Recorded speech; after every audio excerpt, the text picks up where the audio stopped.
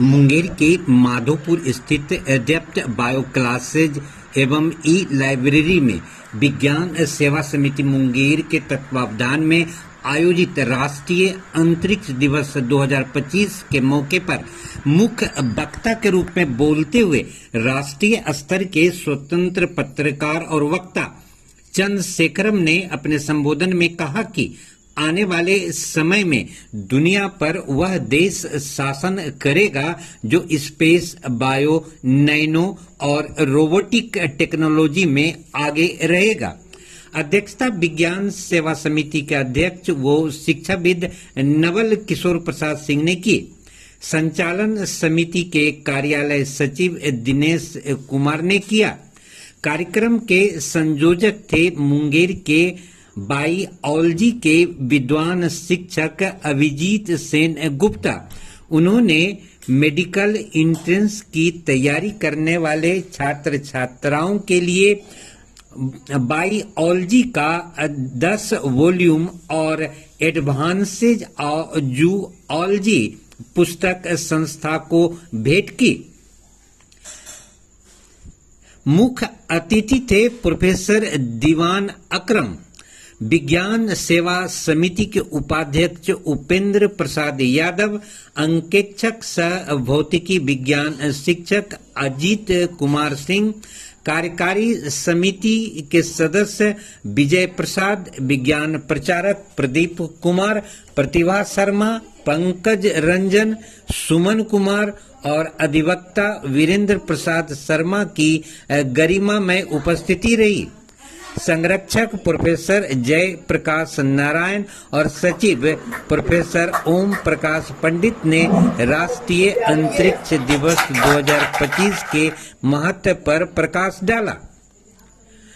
धन्यवाद ज्ञापन करते हुए विज्ञान प्रचारक प्रदीप कुमार ने भारत सरकार से बिहार में भारतीय अंतरिक्ष अनुसंधान संगठन इसरो का क्षेत्रीय कार्यालय खोलने की मांग की। एडवोकेट श्री कृष्ण प्रसाद की यह विशेष रिपोर्ट। में तो हम तो 175 से ऊपर हमारे देश का उपग्रह घूम रहा है। सबसे बड़ी बात कि उपग्रह एक ऐसा चीज है जिससे कि इतना उसका उपयोगिता है कि आज 1 घंटा के लिए उपग्रह बंद हो जाए, थोड़ी देर के लिए काम करना बंद कर जाए, तो मेरा मोबाइल, मेरा जितना भी नेट बैंकिंग, जितना भी सारा चीज है, दुनिया के 3 देशों के उस समूह में सम्मिलित हो गया है जिसके पास ये क्षमता है। रूस, अमेरिका और भारत, इस 3 के बाद किसी देश के पास ये क्षमता अभी नहीं है कि किसी वारहेड से किसी सैटेलाइट को नष्ट कर दे। तो यही विज्ञान है। इसका सुखद पहलू भी है, इसका दुखद पहलू भी है। आइंस्टीन ने न्यूक्लियर डिसोसिएशन का थ्योरी दिया, जिसके बल पर आज हम लोग न्यूक्लियर पावर का यूज करके बिजली बना रहे हैं, और ओपनहाइमर ने उसी थ्योरी को लागू करके एटम बम बना दिया, जिसका पीड़ित आज हिरोशिमा और नागासाकी है। तो विज्ञान का दोनों पहलू है। हम ईश्वर से प्रार्थना करते हैं कि हमारे दुनिया के तमाम वैज्ञानिकों को सद्बुद्धि दे और इस अंतरिक्ष विज्ञान का कंस्ट्रक्टिव उपयोग में निरंतर प्रयास करें। इन्हीं शुभकामनाओं के साथ धन्यवाद।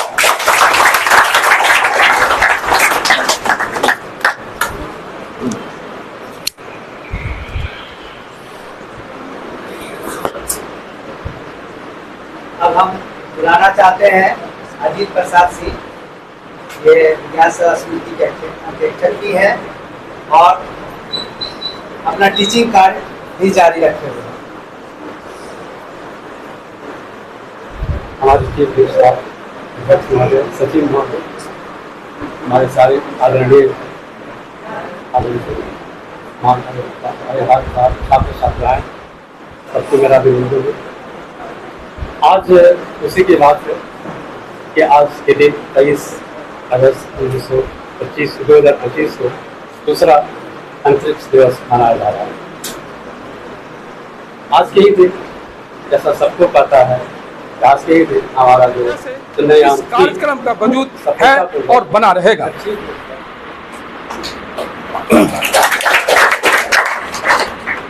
बच्चों, तुम सभी इस देश के नहीं, इस विश्व के भविष्य हो। तुम अपने आप, हम बच्चों के लिए कह रहा हूं, मैं कहना चाहूंगा बच्चों से, अपने वजूद को पहचानो, अपनी ताकत को पहचानो, अपनी ऊर्जा को पहचानो और अपनी पहचान बनो। किसी भी भीड़ का हिस्सा मत in बनो। South Pole, भीड़ की all of you know, because this is not new, because it is an achievement, because we have landed in South Pole and India conquered first over the world, and we stand fourth to go in lunar surface. So this all we know, because आप लोग तो बहुत ज्यादा पढ़े लिखे हो, हम लोग से ज्यादा जानते हो. This, particularly this program has been implemented for the students, for their awareness, to ignite your minds towards the STEM, that is science, technology, engineering, 15 अगस्त 2023 को जो परिचय दिया है, चंद्रमा पर भारत का झंडा लहरा रहा है, यह विश्व के अंतरिक्ष विज्ञान में एक खेल होता है, हॉप स्टेप एंड जंप, जिसमें लोग एक कदम लगाते हैं और फिर ऊंची कदम लगाते हैं। भारत ने अंतरिक्ष विज्ञान में ऐसा परिचय दिया है कि एक फिल्म बनाने में जो बजट लगता है, उस बजट में हम चंद्रमा पर झंडा फहरा। 15 अगस्त 1969 को इसरो जो इस काम के लिए संस्था बनाई गई, जिसके विक्रम साराभाई प्रथम अध्यक्ष बने, उनके प्रेरणा से ये चलता रहा प्रयास। ऐसे 1969 से पहले हम रूस हो, अमेरिका हो, इन सबों के साथ छोटा छोटा अंतरिक्ष विज्ञान होता क्या करता रहा। अंतरिक्ष विज्ञान की अगर हम परिभाषा देना चाहें तो उसकी क्या परिभाषा होगी? विज्ञान का अर्थ क्या होता है? किसी भी विषय का विशेष अध्ययन, सिलसिलेवार अध्ययन, उसी को हम लोग विज्ञान कहते हैं। तो जब हम अंतरिक्ष विज्ञान की बात करते हैं तो अंतरिक्ष का विशेष अध्ययन, सिलसिलेवार अध्ययन, वहाँ की जानकारी प्राप्त करना, इसी विज्ञान को ये जो भी जिनका नाम लिया, इन्होंने बड़ा एफर्ट लगाया, राइट। ये सेकेंड ईयर है जो हम सेलिब्रेट कर रहे हैं, राइट, नेशनल स्पेस डे। ये सेकेंड ईयर है, लेकिन हमारे जो भी ये विज्ञान सेवा समिति के लोग हैं, कितने अवेयर हैं, कितना डेडिकेटेड है और कितना कंसर्न है अपने कम्युनिटी और अपने स्टूडेंट्स और future of India and future of the world के लिए, कि तुरंत इन्होंने एक प्रोग्राम ऑर्गेनाइज किया, क्विज कंपटीशन। शायद बहुत सारे स्कूल में ये लोग गए हैं, तो मैं बहुत ज्यादा तो नहीं जानता, मुझे बात से ही पता चला कि बहुत सारे स्कूल में गए और परहैप्स 800 स्टूडेंट्स ने शायद पार्टिसिपेट किया है और मोर। तो पहले तो मैं सारे स्टूडेंट्स से चाहूंगा कि इन सारे लोगों के लिए जोरदार तालियां। सोचता था कि आग जो निकलती है पृथ्वी जल जाती होगी, लेकिन इस किताब का किसी किताब में जवाब नहीं मिलता था। एक बार कुछ पत्रकारों को बुलाया गया श्रीहरिकोटा में, मैं गया वहां पर। सबसे पहले इतना सुंदर जगह का चयन किया है विक्रम साराभाई ने, तो हाईवे के बगल में करीब 5-6 किलोमीटर तक 3-4 फीट ही समुद्र में पानी था, उसके बाद टापू था, तो वहाँ सड़क बना दिया गया और कई बार किलोमीटर का जो टापू है वहीं पर श्रीहरिकोटा उसका नाम रखा गया। निर्जन टापू था वह। सबसे पहले आंध्र प्रदेश पुलिस ने वाले चेक करते हैं, फिर BSF वाला, CRP वाले, फिर सेंट्रल इंटेलिजेंस स्टेट, सबके चेक होता है, सबका चेक होता है। तब वहाँ गए और पत्रकार और वैज्ञानिकों की मीटिंग हुई, तो वहाँ जो मैंने देखा कैसे रॉकेट बनता है, रॉकेट तो मैंने उड़ते हुए देखा। तब जो मैंने देखा तो जो पिता किसी किताब में वो ज्ञान नहीं था, वो मुझे मिला। वो जो रेलगाड़ी की पटरी देखते हैं जितनी, तो उसे दोगुनी चौड़ी और उसे 1.5 गुना डिस्टेंस में 2 किलोमीटर उसका जो कार्यालय वहाँ से जहाँ बनता है उसे बना हुआ है, प्रक्षेपण स्थल। और जब पूरा तैयार हो जाता है तो खींच करके वहाँ ले जाया जाता है, और जो पटरी है दोनों, उसके नीचे पक्की में 25-30 फीट गढ़ा है और पानी भरा हुआ रहता है। जैसे कंट्रोल रूम से स्विच ऑन किया, वो बातें उल्टी गलती 0 पर आया, तो इतनी आग होती है कि सारा पानी सेकंड में उड़ के भाप बन के चला जाता है। वो ये सब मैंने वहाँ पर देखा। और रिमोट सेंसिंग का जो इसका मुख्यालय है वो कर्नाटक के हासन में है, उसको भी मैंने देखा। ऐसा कई बार मैदानों में आप देखते हैं सोलर पैनल सैकड़ों की संख्या में बड़े बड़े एंटीना लगे हुए हासन में, रिमोट सेंसिंग का वहीं पर कंट्रोल होता है वहाँ इसरो का। वो कर्नाटक में है। तो ये जो अंतरिक्ष के बारे में जानकारी है, अभी जो चर्चा कर रहे थे प्रोफेसर साहब कि लड़कियों के पढ़ने की, तो मैंने तारापुर कॉलेज में इंटर का छात्र था। साइंस में 350 स्टूडेंट थे, मैथमेटिक्स बायोलॉजी में डॉक्टर मेवालाल चौधरी मेरे रिश्ते के भाई थे, साथी पढ़ते थे हम लोग की क्लास में। उस समय 350 में मात्र सर 2 लड़कियां थी, 350 में मात्र 2 लड़कियां थी साइंस पढ़ने वाली। सब आर्ट पढ़ रही है। मुंगेर में देखते थे सारी लड़कियां फिलोसफी में जा रही हैं। अब जब साइंस में की तरफ रुझान हुआ तो मैं 2 बात बता देना चाहता हूँ। पहला तो यह कि करीब 2000 ईस्वी की बात है, मैं योजना आयोग में बैठा हुआ था, प्लानिंग कमीशन का बन रहा था।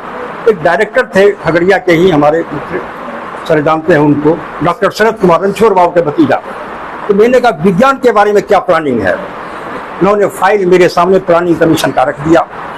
उसमें ढेर सारी थे, मैं एक की चर्चा करना चाहती। एक पे मुझे लिखा हुआ था कि भारत, चीन, रूस, इंग्लैंड और अमेरिका में पिछले 20 वर्षों में, मतलब 1980 से 2000 ईस्वी तक, फिजिक्स में एस्ट्रोफिजिक्स से शुरू होता है, फिजिक्स का, मैथमेटिक्स, बॉटनी, जियोलॉजी का कितने इंटरनेशनल जर्नल में प्रकाशित हुए सब आंकड़े दिए गए हैं। तो हम देखते हैं कि 90-91 तक भारत जो है हर क्षेत्र में चीन से आगे है, और 90-91 के बाद वो चीन आगे हो गया, भारत पीछे हो गया भारत चीन से।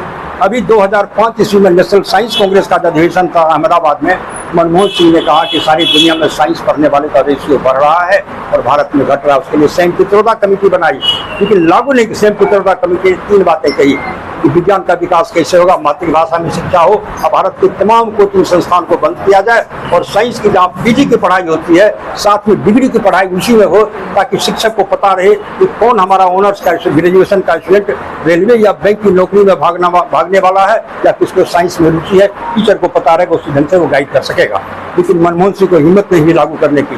तभी जो चांद के बारे में, अंतरिक्ष के बारे में हम लोगों को याद है, जब मैं बचपन में था तो सबसे लोकप्रिय गीत जो हिंदी में होता था बच्चों का, याद है हम लोग को याद था, चंदा मामा दूर के मूली पकाए गुड़ के, आप खाए खाली में मूल्य को देखा। और अंग्रेजी भाषी क्षेत्र में सबसे पॉपुलर गाना जो था, आप लोग भी पढ़े होंगे, ट्विंकल ट्विंकल लिटिल स्टार। इसका मतलब है खगोल अंतरिक्ष के बारे में रुचि थी। अब इसकी उपयोगिता क्या है, इसको मैं इसी यही बताने के लिए यहाँ का मैंने समय दिया है कि एक समय था जब स्थल सेना, जिसके पास जमीनी ताकत होती थी, शारीरिक क्षमता होती थी, लाठी भाला होता था, वो दुनिया पर सिकंदर हुआ कि नेपोलियन हुआ अथवा ये चंगेज खान, सब इसी बल पर अपने साम्राज्य का विस्तार किया। जब पानी के जहाज का विकास हुआ तो यूरोप के वो देश जो समुद्री तट था उसने तमाम एशिया, अफ्रीका, अमेरिका को गुलाम बना दिया। जिसके पास समुद्री तट नहीं था, जो क्लोज कंट्री थे, लैंडलॉक देश थे, कुछ नहीं कर पाए। अब एक समय आया, मुंगेर में किला है, बिहार झारखंड का एकमात्र किला बनना दुनिया में कब बंद हो गया? जब हवाई जहाज का उसका कितनों किला बना, ऊपर से बन गिरा देगा, किला बनना सारी दुनिया में बंद हो गया और सारे पर्यटन स्थल बन करके किला रह गए। अब जो है तो बात आ गई है कि अब दुनिया पर कौन राज करेगा, वर्चस्व किसका स्थापित होगा। बस 2 मिनट से अब यह अमेरिका में चिंतन हुआ, रूस, ऑस्ट्रेलिया में, तब 2 बातें समझ आई है समझ क्लियर। अब दुनिया पर वही राज करेगा जो 4 क्षेत्र में आगे होगा, space technology, biotechnology, nano technology और रोबोटिक्स। और लाखों करोड़ प्रत्येक क्षेत्र में अमेरिका ने इन्वेस्ट, दुनिया की सारी प्रतिभाओं को ला रहा अमेरिका, ताकि भविष्य में भी वो सुपर। अब मैं 2 मिनट में कहानी खत्म करके करना चाहता, खास करके बच्चों के लिए, बुजुर्गों के लिए कहानी नहीं है। आप सभी ने न्यूटन साहब का नाम सुना है ना, सुने ना आप लोग? वो बड़े भुलक्कड़ थे। एक दिन दोपहर में प्रयोगशाला में प्रयोग कर रहे थे, दोपहर में लोटा में पानी और थाली में भोजन आया और प्रयोग करते रहे। एक मित्र आया, जानता था कि बड़ा भुलक्कड़ है, खाना खा लिया, लोटा के पानी से हाथ धो लिया। जब नजर पड़ी तो मित्र को कहा, देखो यार मैं भुलक्कड़ हो गया हूँ। देखते तो थाली मेरी मैंने चलता, भोजन कर लिया, मैं समझ रहा था कि तक मैं खाया नहीं। ये सब भुलक्कड़ थे न्यूटन साहब। दूसरा आपने सुना होगा आइंस्टाइन का नाम। एक बार वो न्यूयॉर्क से आए, पेरिस हवाई अड्डे पर उतरे, एक होटल में चले गए और वहाँ जाने के बाद पैदल घूमने निकल गए काफी दूर। पर टैक्सी को रोका, मुझको मेरे होटल पहुंचा दोगे? होटल का क्या नाम है? मुझे याद नहीं है। रोड का नाम याद है? नहीं है याद है। फिर चला जाए, दर्जनों टैक्सी वाले चले गए। एक लड़की आ रही थी अकेले गड्ढे, पेरिस यूनिवर्सिटी की छात्रा थी, उसको इशारा किया, रुकी, कहा क्या कि मेरे होटल पहुंचा दोगे? होटल का नाम याद नहीं है, रोड का। ऐसा ना हो कि तुम अपना नाम है, नहीं मुझे नाम याद है। तो लड़की ने पूछ लिया क्या नाम है? क्या अल्बर्ट आइंस्टाइन। यूनिवर्सिटी में पढ़ने वाला कौन नहीं जानता, कहाँ मैंने आपका होटल देखा, टैक्स में बैठाया और अपने घर लेके चली गई। उसका माँ बाप हक्का बक्का रह गया कि महान वैज्ञानिक कैसे उसके घर में आ गया। वो का आइंस्टाइन कह रहे कि ये मेरा होटल नहीं है, कमरा नहीं है। पुलिस को फोन किया उस लड़की के बाप ने, सारे होटल वाले से पूछना करता हूँ। मैं अब अंतिम बात कह देना चाहता हूँ कि आपने थॉमस अल्वा एडिसन, ये लाउड स्पीकर उन्हीं की देन है, बिजली का बल्ब उन्हीं की देन है, एक से एक सिनेमा उन्हीं की देन है। तो वो सबसे बड़े भुलक्कड़ माने जाते थे अमेरिका में। एक बार पत्नी ने पैसे दिए कि जाओ म्यूनिसिपैलिटी का टैक्स जमा कर दो, तो जाकर के लाइन में खड़े हो गए। उसका जब नंबर आया तो नाम कुछ पहचान रहा है, वो काउंटर वाला जो म्यूनिसिपैलिटी का स्टाफ है पहचान रहा है कि इनका नाम है थॉमस अल्वा एडिसन।